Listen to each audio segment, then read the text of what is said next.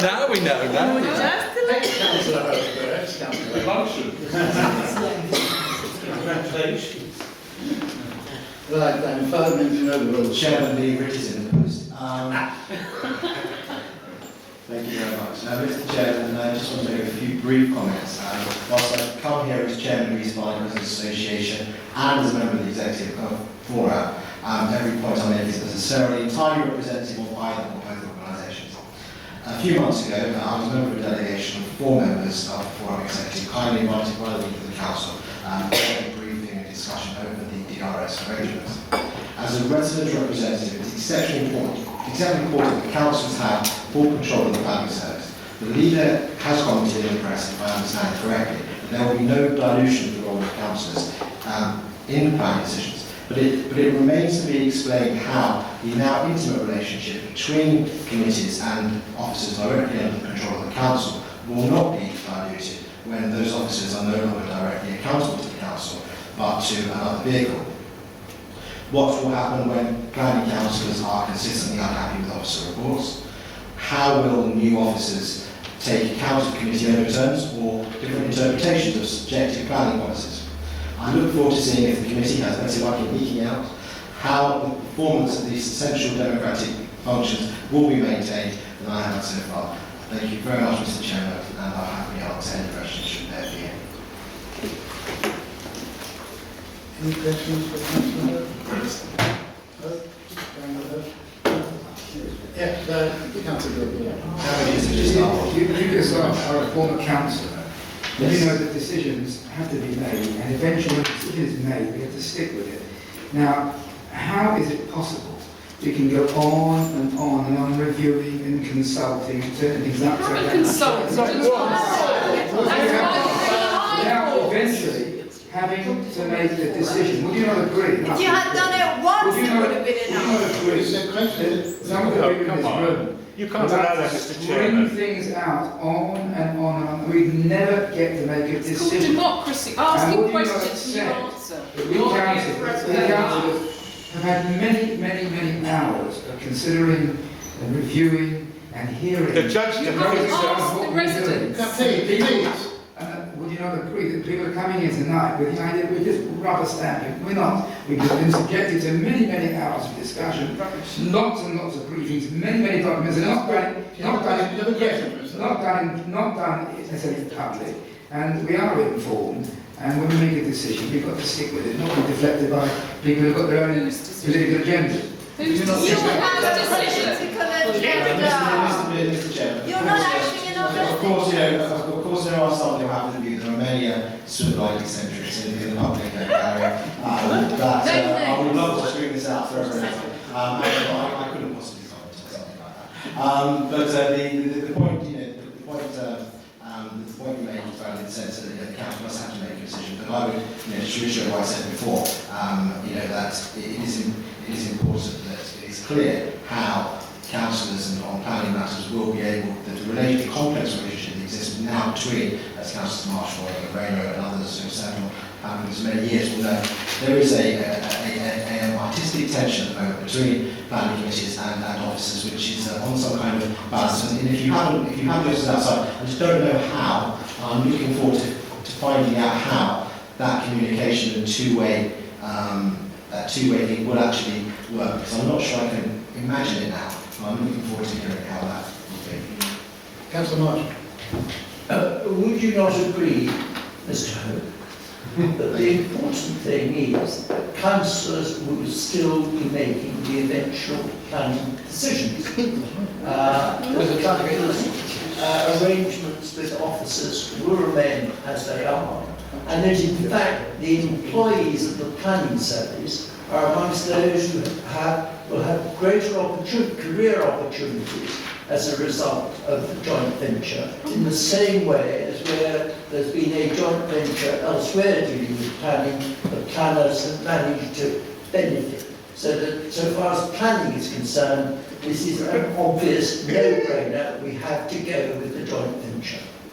Do we? Councillor Marshall, no, I have. It is a no-brainer, you don't have one. I'm not here to I'm not here to oppose this in principle, that's not my brief, not necessarily. That's not the point I made either with respect to my public comments.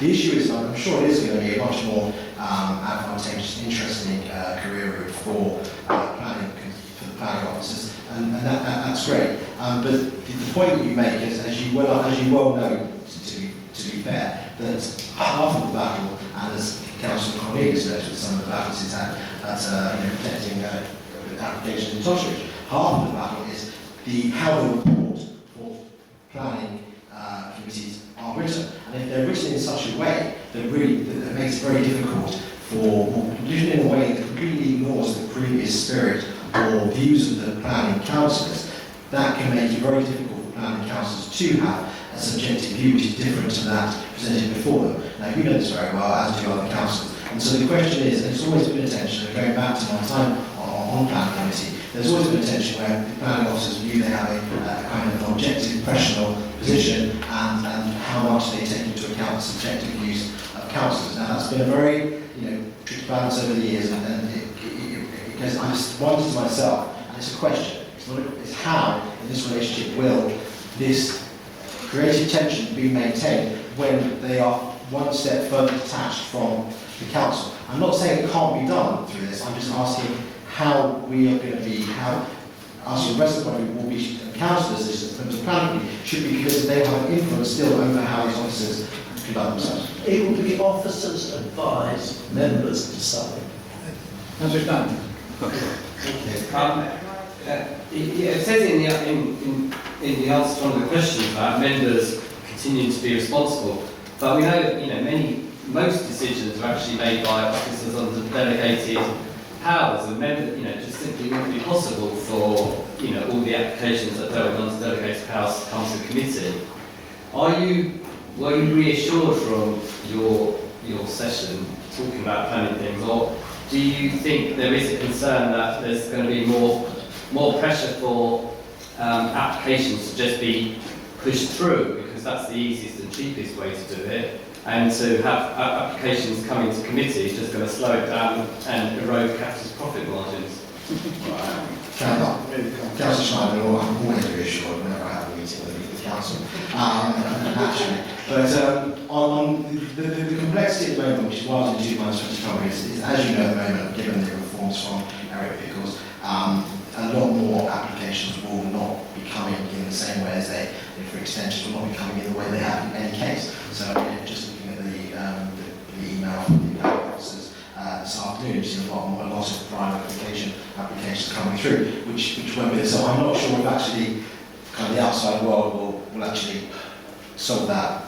Will not solve the problem, but will actually make that consent. But I mean, there are senior planning officers in this authority who, in public, say quite clearly that they believe that the world would be a lot more efficient and better if officers made more planning decisions. I disagree with them, and they're quite straightforward in arguing that case. But I just happen to think that councils will make subjective decisions in planning. Councillor Moore. Thank you, Chair. Councillor Gordon raised issues around consultation and claimed consultation. Now, the judge at the appeal hearings, the judge at the judicial review hearing was quite clear in his decision that the council hadn't consulted. Exactly. Are you suggesting for a minute that a meeting with 4 invited residents of Fora constitutes consultation? No, I'm not even sure. Mr. Cooper raised that in the court case, given this example. No, it's all right. On a serious one, my personal point of view, I think it's accepted. I think more accepted amongst many councils now that the council's various steps over recent years in removing almost every opportunity for the members of the public to engage there seems to have given them a lot of rope to be on the right in the court. That's my personal view. I think if they had more opportunities to point to, then actually it would have been easier to defend the action. These are personal Personally. That candidate was. Well, Did you indicate? You want to be paying attention? I did earlier, but actually Mr Hope has eloquently answered the question I was going to ask. Good, thanks very much. And Councillor Schreiman asked the second part of the question. So I do commend him for his answers. I think they were really good.